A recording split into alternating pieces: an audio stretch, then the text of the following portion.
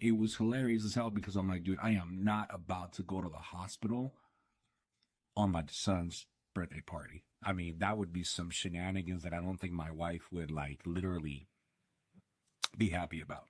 So this whole time, right? So I'm thinking I'm feeling like shit, and I'm like, dude, I gotta tell my wife, right? I gotta tell my wife. But then she's in my mind, my obviously my subconscious ass. I'm like, dude, she's gonna think of something else, right? So I'm like, but it's not. So quit stressing. But I was stressing because I know my wife very well.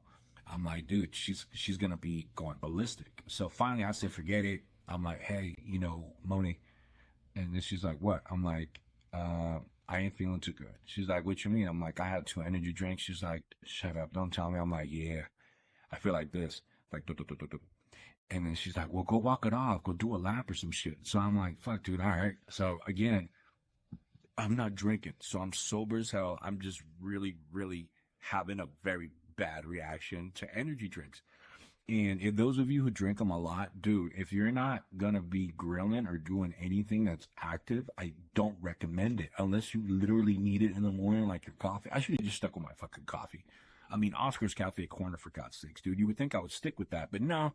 I decided to go off the beaten path and joined everybody with a cold beverage. I could have had a cold brew, but no, I had a freaking energy drink and I paid for it. So then I was outside later on in the evening. I was fucking pacing in our backyard where the basketball court is. I was going back and forth. I was contemplating doing burpees for a minute. I did about 2 sets of 20 push-ups.